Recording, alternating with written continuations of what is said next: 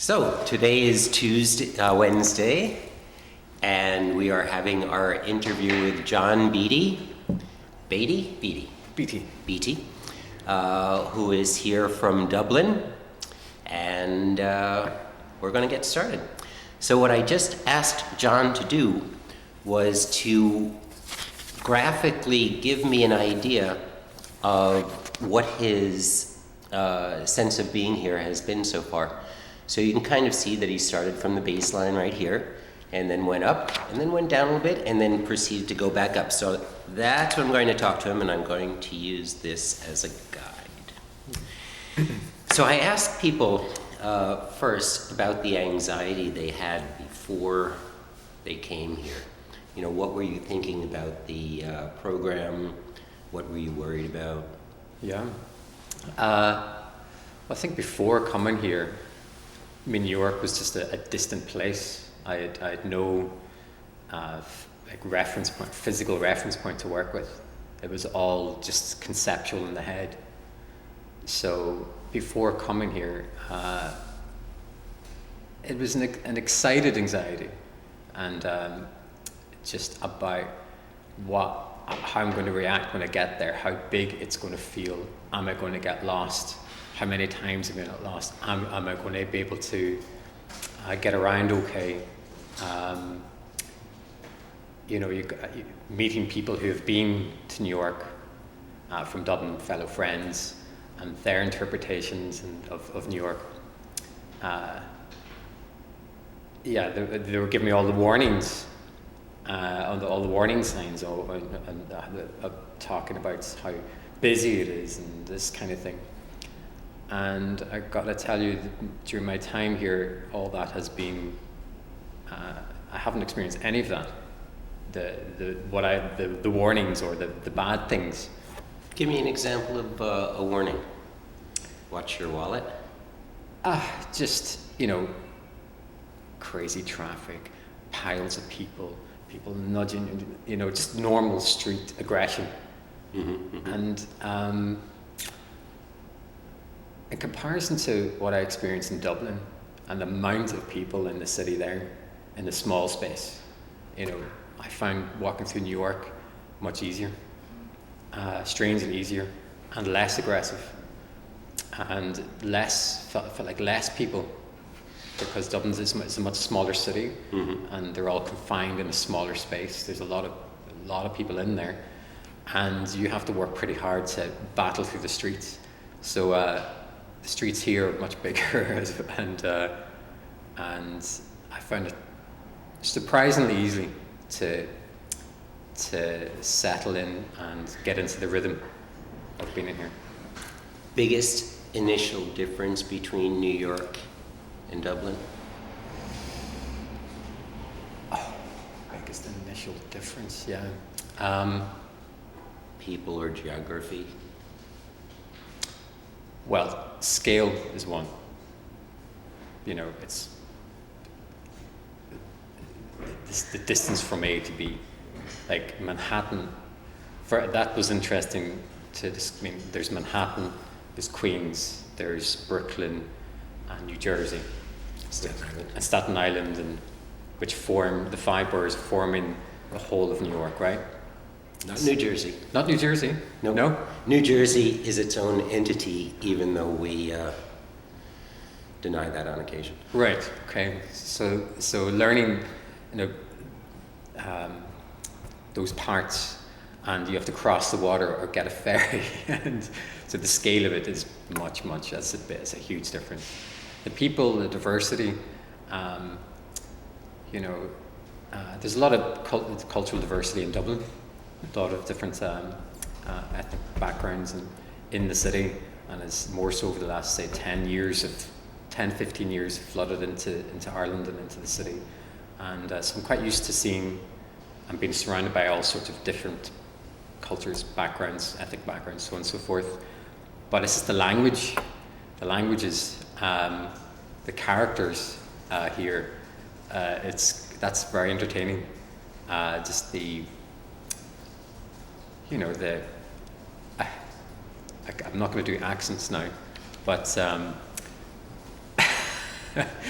These are just things I've experienced secondhand, like you hear secondhand on TV or something like that. And we hear all the lingos, the accents, the swaggers, it's very entertaining. You don't hear that so much. Well, it's completely different in Dublin, You hear, if you came to Dublin, you would experience the same, the Irish, different kinds of Irish languages and all the different kinds of cultures there, and the way people speak and have their own languages or their own pronunciations of words, which are totally alien to you. Mm-hmm. Yeah. So New York is making you feel pretty comfortable. Yeah, I'm surprised by that too. I had no preconceptions of how I didn't give myself any preconceptions about how maybe I would feel. I think I just came here with an open mind and just to experience it all, and whatever that all would be, and whatever Apex were going to provide me with or send me to. I just said I'm going to go with this, go with the flow, even if I necessarily don't want to do it. I'm going to do it, force myself for it. But I didn't have to force myself to do anything. I was very happily going through the process. Well, that will lead me into the next question, to tell me something that you really didn't expect to enjoy, ended up really enjoying, and what effect you think it might have when you go home. God. Oh, wow. God, it could be anything from the aerial yoga to, here's one. The improv, introduction to improv. That's not something that I would ever do, or choose to do. But I'm glad I did it. Right. Because I probably would never do that again. Did you kind of jump a hurdle, in a sense? I had to really push myself to do it. Uh-huh. I had to just forget my own insecurities or egos or comfort zones, and just because I was looking at the people that were there and I was talking to them before they went in, and there was a mixture of people who were actors who wanted more experience, wanted more training, people who were trying to get a job in as an actor, so on and so forth, or to meet those circuits of people to get more work. But there were also a group of people who were just doing it for fun, who were just there doing it for fun. And I'm just here to have a nice evening and have a bit of fun. And I looked at them and said, you're just here to have a bit of fun? You came here just for that? And so I thought, well, if they're doing that, I could at least come up to that same place and get in with the day, and do it, An important aspect of the program here at Apex is to have you do things that you're not used to doing. Yeah. And this whole idea of the artist becoming an observer rather than a participator. And this is what we want to break through. Yeah. And did you feel that is a representative activity that will now lower the fear factor for you to do those kinds of things? Would you subject other people to it now?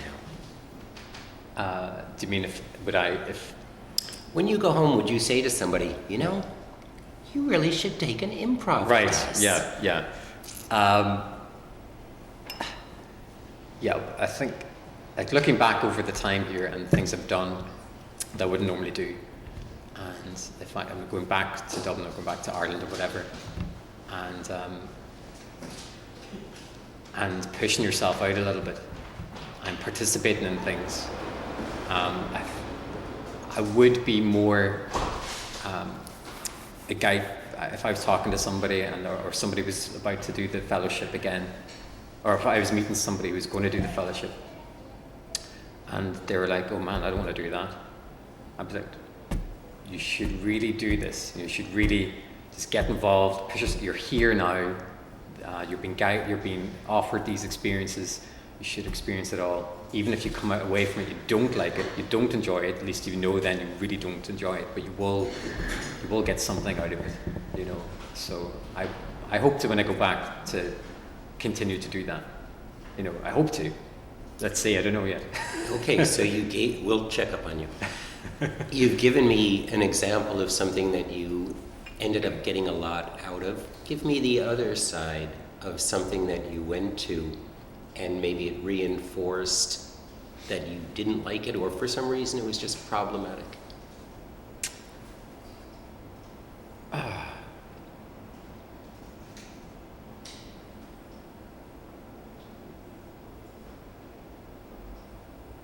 That I didn't like going to, or was just problematic. I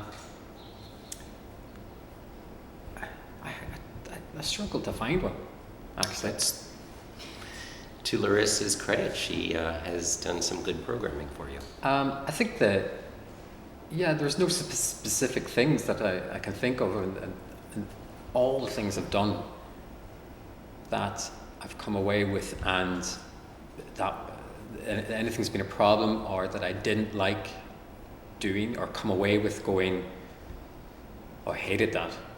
I haven't had that experience. Okay.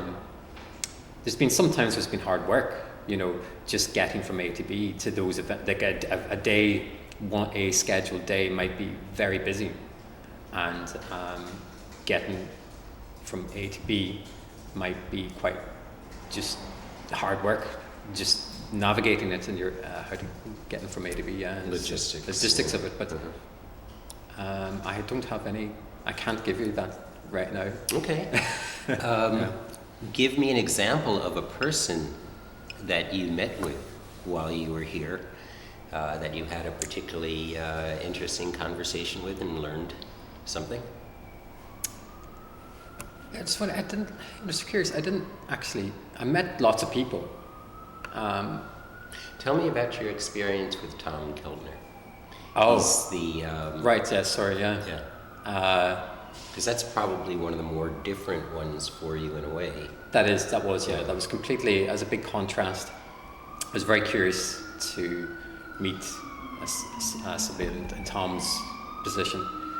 Tom is a business person in New York City, and he is actually, his firm is the owner of the Empire State Building. Yeah, and that was pretty shocking to meet the man and know, he owns that building.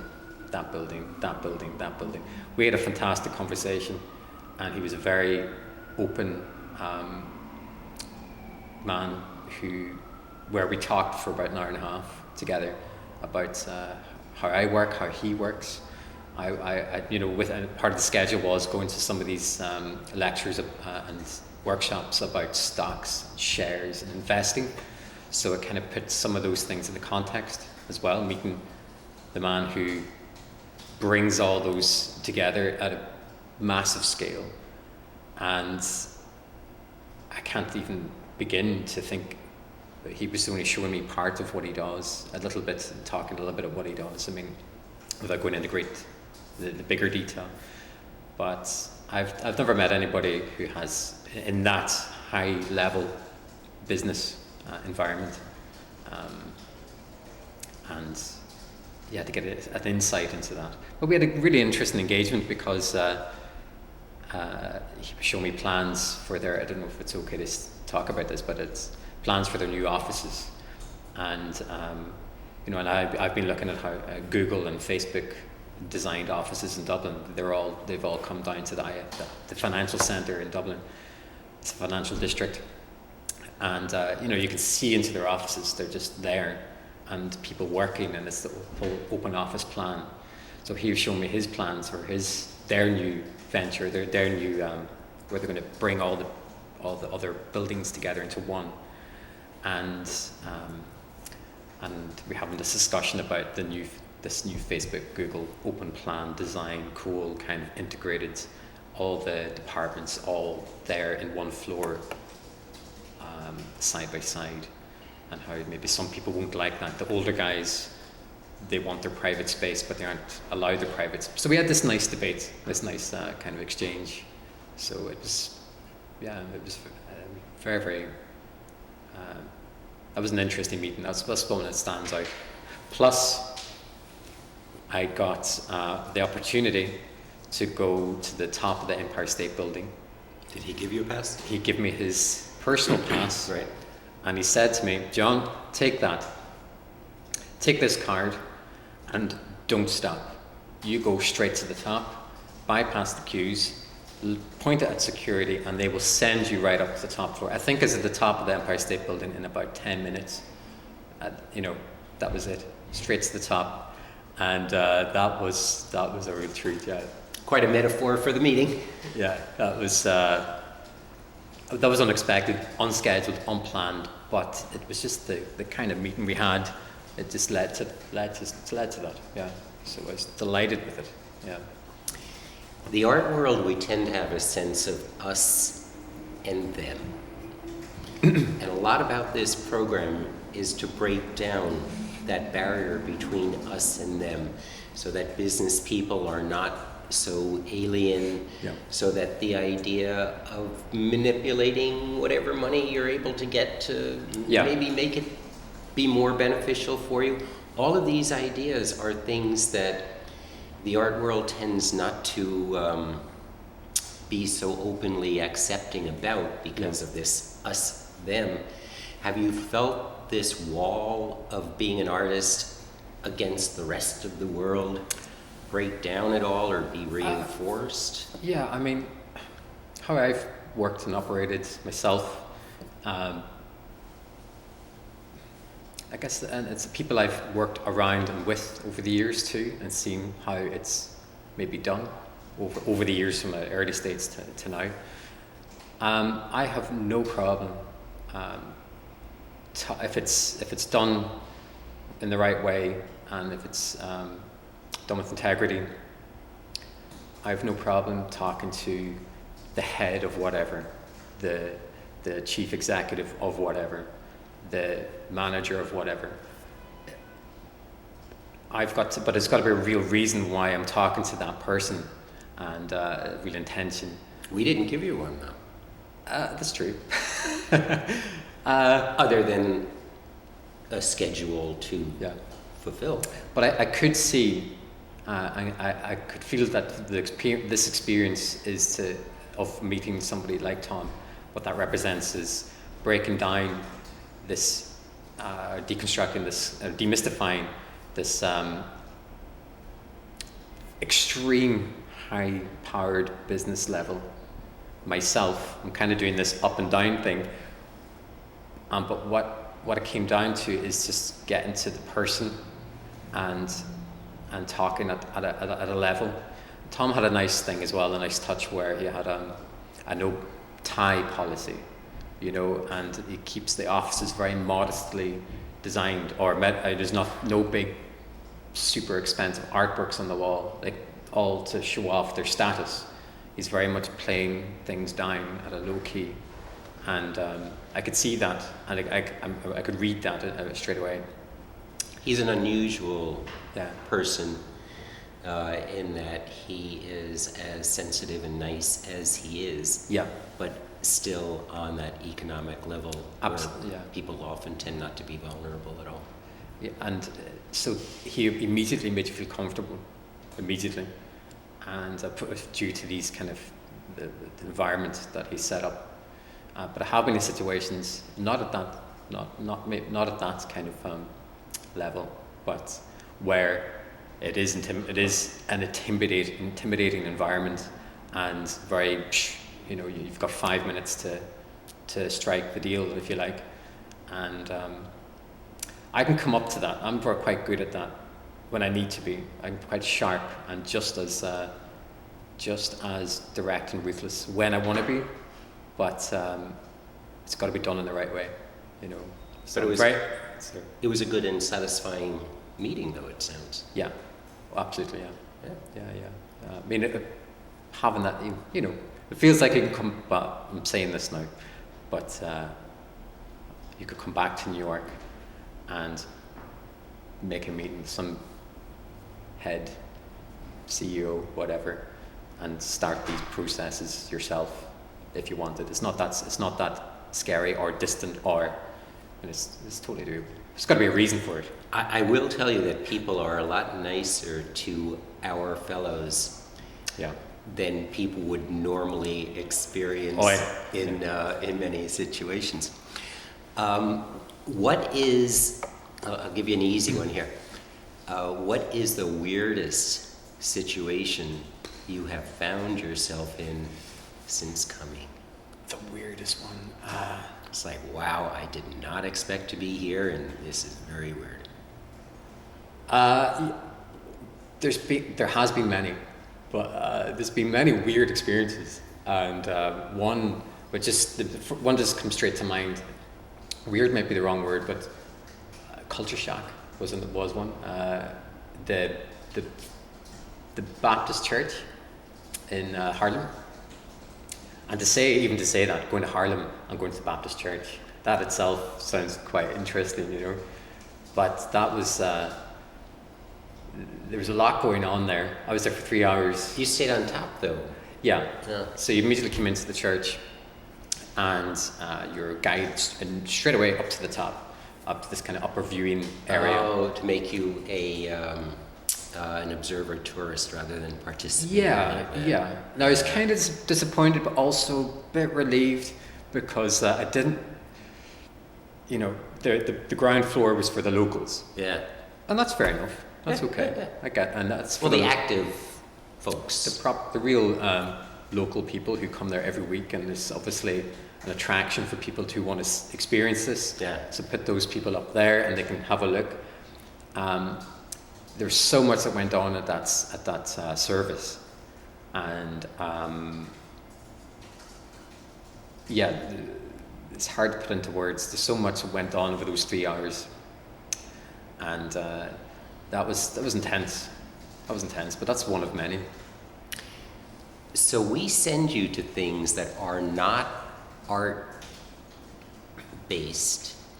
because we want you to get materials that you can incorporate into your work. And we feel if we send you to art things, you would be plagiarizing by putting that into your work. Yeah. But when we send you to these real kind of gut level sort of things, maybe going down to the court building and seeing these things, are you seeing somewhere where you can integrate these experiences into your work? Yeah, I think that's going to become more clear afterwards. It is going to take. I haven't thought too consciously and deliberately. I haven't thought too consciously about making work or how this is going to influence my practice or my artwork. I've just kind of, or your life. Yeah, I think it's definitely going to have it's definitely already kind of influenced part of that. You know, it's, but to right now say how is this going to affect my practice or change my work or these kind of things, it's hard to say. I've definitely seen and been exposed to a lot, and a lot of different groups of people, places, at different economic backgrounds, and really different environments, extreme environments from one to the next, opposites, contrasts, being in those places from day to day, week to week, contrast to contrast, and being an observer or being a participant. There's kind of language going on there as I'm speaking that, you know, there's elements that I kind of work with within my work, contrasts, opposites, differences, and I'm sure that at some point somewhere this will filter through into some form of how I approach my work. I'm definitely I kind of do have made work in the past and still do where it's very much about the environment that you're navigating through, or on the street, or and I do feel like somewhere along the line, it's going to come through. Specifically, how, can't say. Yeah. We find that people have a tendency to reevaluate what they're doing, almost regardless of what it is, because when you get into the art world and you burrow down into the rabbit hole, that it gets kind of confining, potentially. And then people come here and they do all of these different things, and they begin to sense that what was important maybe is less important, and things kind of take their chances. But we bring you here and we have you do all these different and potentially psychological confusing things. So the logical thing to do then is to send you to a therapist. All right. Which of course we do. Yeah. And we have our residents see a therapist 3 times while they're here. I would say by and large, most people have never been to a therapist when they come on our program. A lot of it has to do geographically. South America has many more therapists. Europe is a therapist geared place. Asia not so, and Eastern Europe sometimes not so. Was it an important opportunity for you? Did it help either put things in context for the program or for you, or anything that you feel comfortable talking about? I think, well, the starting point for me was how you described it on the schedule.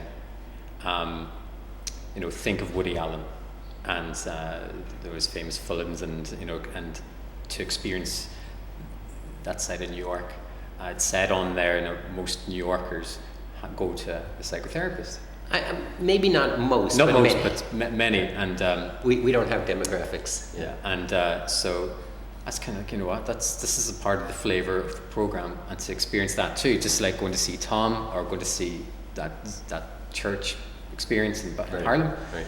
This is a part of it as well. It's another side of this experience, and but it became a really nice environment to at the end or mid-week, just to be able to sit down and you just talk openly about your experience here, and as a way to kind of reflect and kind of put things in perspective, and to step out of the mania of the streets, and just to articulate what's going on. And so it was a very useful space and time to just to speak out what's going on, and how you're kind of coming here in New York for a month, and you're leaving some family behind, and and you can talk about all these aspects of your life, and so it's I know in Dublin how expensive this is as well, so it's on that practical level it was a great thing too. So people, by the way, trade art for services in many situations, and if it's something that is of interest to you when you go home, often therapists will look at artists the same way artists look at therapists, and that they have knowledge and information that you don't have, and sometimes that's a way to go if it's of interest for you. But I've never done that before, and it was definitely new. And you say you're going to a therapist. Obviously, you're mad, or not mad. Sorry, you've got a problem. But it was a tool, a useful tool. Well, what we found is that artists tend to have the same pathology around the world, the same questioning of what they're doing, and when you talk to somebody who's a professional, you find that you're more normal than you thought you were. And this is a pretty important thing, because when you find out that everybody is either insecure about their work or questioning what they're doing, it just makes you more normal. And then hopefully you can talk to other people, colleagues, and even if you throw them this weird, intimate question, like, how are you feeling about this? And they go like, what? I don't talk to you about that. Yeah. And you go, well, I was just in New York, and I saw a therapist and we talked about it. Yes. Yeah. And it was really interesting, and we both benefited from it. Yeah. Yeah. Yeah. That's very much the experience I had, with in terms of, you don't have those opportunities to speak in a professional environment. It's a professional environment, and you get asked a question, and simple question, but nobody really asks you those questions. How did you feel about those things? And so, it was different, new for me. Well, artists are generally so selfish that even if they ask you a question about you, it's in relation to them. Yeah. So right. This is what we're kind of trying to... I was going to say, I was thinking about, because I had my last session yesterday, and I just realized, God, I barely asked one question. I did ask one or two about her, about Nancy, because she wasn't just being the professional; she was actually being very social and engaging and personal too. And I just realized I just talked about me. I didn't ask about her, so I wanted to. I said, God, didn't ask her any questions. Just the way it went. Yeah. That's the arrangement. That's why you pay. Should have asked her, how are you doing? Well, then she'd have to pay you. It's all right. I can deal with that. Yeah. No, it's a very interesting, valuable experience, and we find that we change the complexion of what people think about therapists and what they can do. So I just mentioned about artists being selfish, and I don't mean that as a pejorative, merely a fact. And one of the things that we do, you can defend yourself if you like. I'll defend my people I know, anyway. But that's one for debate. Well, from my own experience, Okay, and a good one for debate. And this is why we have artists do volunteer work. All right, yeah. Because very often we find that artists, as a combination of being selfish and feeling that they don't get enough, that society just doesn't give them enough. So we find most artists have not had the opportunity to do something like volunteer work that releases the serotonin level in your brain and makes you feel good. So we're saying to people that even though you're doing good, you'll find it makes you feel good. Yeah. Tell us about your experience. Yeah, I mean, I guess that infrastructure is have here for like the New York carers, and the amount of people signing up to that, and nice, huh? It's a lot. It's huge. It's huge, and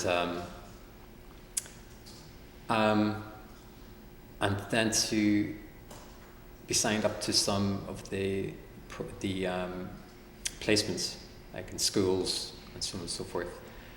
I mean, that was a really interesting experience. Just to kind of, I was, while as participating in it, as also observing what's going on and the kind of people that are doing it, and from all walks of life, high and low, going actively to give their time to either act in whatever way they're, in my case, I went to a couple of schools. One school the first one I went to was a school in Chelsea, and it was doing some after school care, reading books to some young kids. And it was a very busy school, very, very busy school. I think it was a nice part of time, so it was so much about that. But I had met this young kid who was also called John, and he was very shy, and he was, so I think they paired us two, because they could see that I was new, and he was kind of new too. So, and he just wanted me to sit and read him a couple of stories, and for an hour and a half, and that's what we did. And yeah, I mean, you forget how, if just looking at how everybody is giving their time to volunteer, that was an eye opener. How many people are doing that all over the place. So it surprised you that Americans and New Yorkers were volunteering? Maybe that's the wrong way to put it, but it's maybe nice surprise. No, it was definitely it was an eye opener. It was a very nice surprise, definitely. It's just maybe there's not so much of a infrastructure. I could be wrong here at home, where there are organisations, but I think you kind of do voluntary work in schools and so on and so forth, but it's not done via an organisation. You do it anyway. You get involved anyway, and there's no, like, the New York Carers Association. There are those, of course, in Dublin, but maybe not as they're not as visible or something. I don't know. I never really come across them. I don't go looking for them. I don't go looking for them. I don't go looking to do that. But you do volunteer in other kind of ways, which, and I don't really call it volunteering. It's just you get involved and you're helping out and you're assisting. Yeah, I don't know what I'm trying to say there, but the two things that often come up as the most valuable, entertaining, enjoyable for people, oddly enough, is therapy and the volunteering. Even though they're doing all of these exotic things, hanging upside down, doing yoga, the basic things to the person seem to come through in a pretty interesting way. Well, the real experiences, it's kind of real life, and that's really what I did want to come here and kind of see how people really live and what goes on. Those kids are in aftercare because the parents are away working full time, right, and the kids have to be somewhere. That's why I was there, and I understand that. I know what that's like, and the importance of having that facility. Did you find that it reawakened the paternal instincts that you put down when you left Ireland to come here? Do you mean the responsibilities of? Well, just dealing with kids, because your daughter. Yeah. But here you've been alone. Yeah. And you haven't had to be concerned with anything except yourself. I came here and had it's 1 month of freedom, kind of, and then suddenly here I am in a school looking after kids. Right. Yeah. And it did make me think, God, I need to do more of this in the school, like Shifa is in, and get more involved in that, because sometimes you kind of, I know if I kind of go, oh no, not today, not this week, not this month. We have it on tape. Yeah, I can edit back that now. Okay. But should really kind of think about getting more involved in those things, in those aspects. So, because it satisfies and helps you as much as it helps them. Yeah, you have free time. There is free time, and it doesn't take a lot of effort, and it's good return on investment. Yeah, right. That's the way. Yeah. So it was new to kind of consciously do that. Consciously go through that. Yeah. Nice. So we send you to Washington, D.C., the evil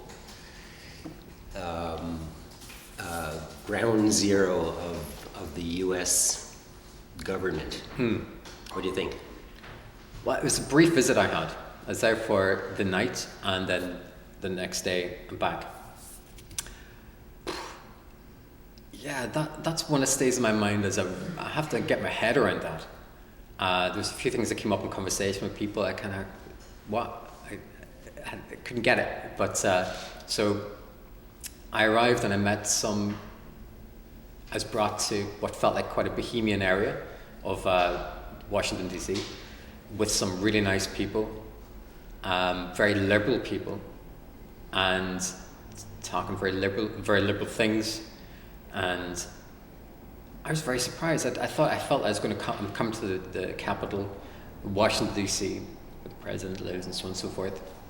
A lot of history there. And I thought I was going to come across quite hard-edged people for some reason. I'd no real, again, it's a new place. But I came across the opposite with the community, with the group of people I met, and the places I was brought to. Lovely streets off the kind of tourist trail, lovely areas, lovely bars. However, then the next day I was brought around the city into the central zones, where the White House is and all the monuments and the big open spaces, and all the government buildings and so on and so forth. And that was odd. That was really odd.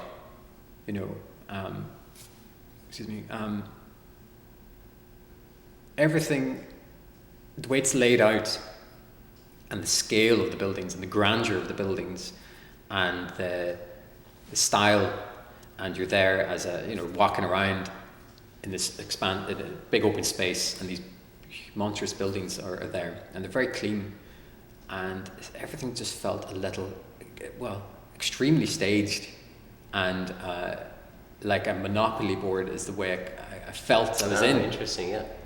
I'm walking around, and it just felt so surreal, unreal, staged, fake, phony. I mean, I don't mean that in a insulting way. Yeah, nice. It's just an observation.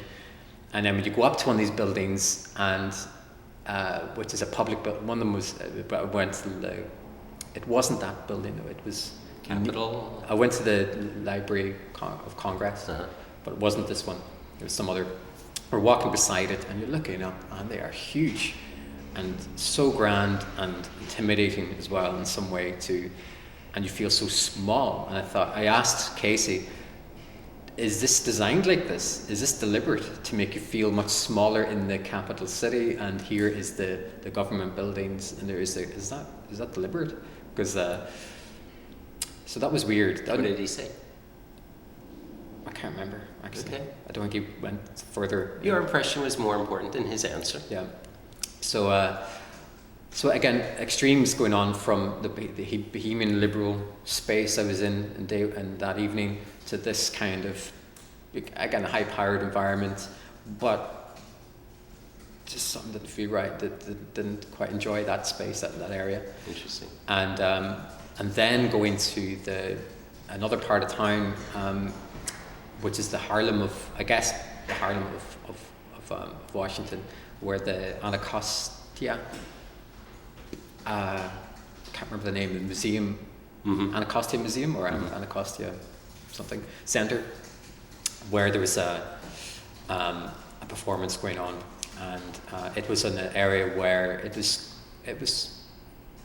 Well, as I met a young guy after I went to this event in the Anacostia Museum, and I was trying to figure out how am I going to get back down to city centre and so on and so forth. It felt like it's in the middle of nowhere, and it's far down there. He said to me, "Man, you're in the hood, but you've got nothing to worry about.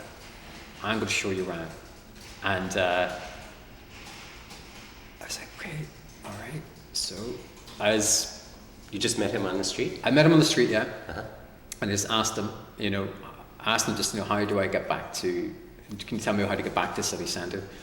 And then he just straight away went into you're going to be okay. And then I was like, why wouldn't I be not okay? So nice. So I was kind of strict with him. I said, okay, if I'm not point in the direction of a bus in like 10 minutes, I'm going to have to go and get a taxi or something. But But he was very charming, very nice, but he brought me right through. How old was he, do you think? I think he was about 18. Okay, so sort of kid, but not kid. Yeah, and he brought me right through right in the middle of the housing estates and so on and so forth, and guys in the big cars, music blasting out of them, and they're slowing down and they're pulling down the window, or they're having a look, and then go off. Some moments I was like, whoa, okay, do I need to watch my back here, but it was totally fine. Nice experience. That was an experience, because I really felt like, I was in the hood type of thing. I don't know if I was really, I don't know. I don't think we can even schedule that, so that was a nice opportunity that you had. Yeah, I knew I was having a off-schedule experience there. Yeah. So well, two things I want to go into. One is that Americans, New Yorkers, Washingtonians, friendlier than you thought. Oh, big time, yeah. Yeah. Ireland has a special relationship with the U.S. Mm-hmm. You're one of, I think, 3 countries that you can go through customs in your country before you come here, which is a lot easier. Was that did you come here with a suspicion of that? With a reinforcement of that? I mean, I was told everything being negative about, that's what it's in at the beginning, about some negative things about, people don't have time for you. By people who have been here, or people were just projecting? Both. Okay. Yeah, both, I'd say. And, people don't have time for you, people are too busy, they won't talk to you, so on and so forth. And I knew to keep kind of focus on, let's just see for myself. But I came across people who are very friendly, very open, extremely helpful, go out of their way. I remember when I first arrived, the first day I arrived, I needed to get down to, the first hour I arrived, I was booked to go down to the Stone Jazz Club. I had no idea where that was from the apartment. It wasn't that far away, but I didn't know where it was. So I asked the guy in the street, and he insisted on, he was obviously coming back from work, but he said, I'm going to show you. I'm going to bring you down there. I'm going to take you down. And he's like, what's your name? Where are you from? And la la la la. He's overly friendly, in fact. But no, it's. And then you dated for a weekend. Of course, yeah. But you have people who are very, but it's kind of an attitude I like as well, where if they don't have time, they will help you, but they'll be quick and snappy and direct. Okay, you got to go here, here, here. Right? Done? Good, go. In and out. But it's all good. Yeah. So we don't let people bring their mates because we want them to come alone. We say to people, you will be depressed, you will be lonely, you will go through all of these feelings while you're here.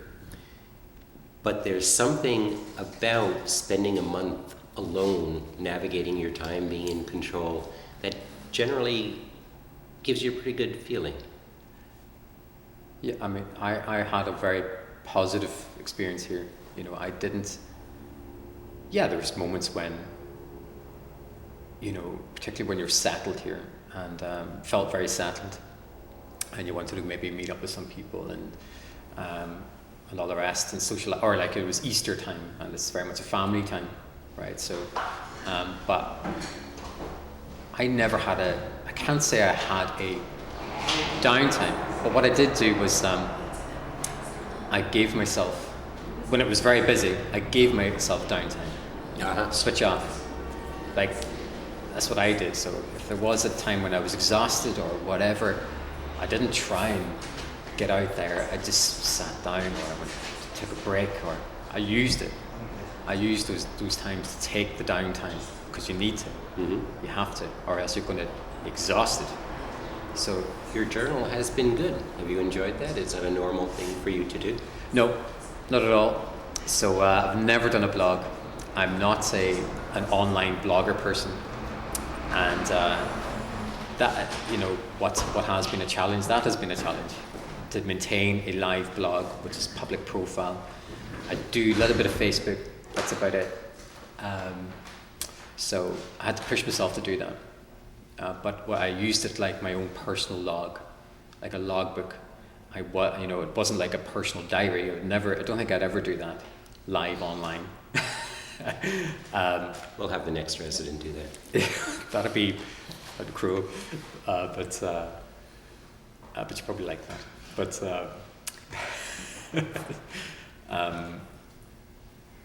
I kept it as my own personal log of this day by day, experience by experience. So in years to come, I can look back and I have it. It's my memory there, and I'm so glad to have had it. You know, so glad to have it.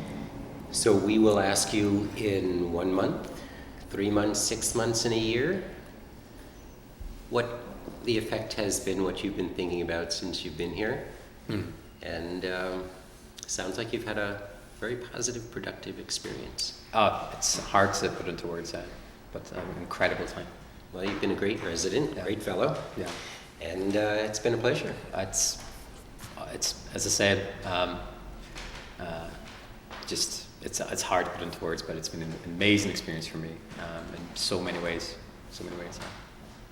Okay, well, this has been another adventure for an apexart fellow from Beattie the dog. Me, Stephen Rand, Director of apexart. John Beattie, thank you so much. Thank you very much. Yeah, thank you.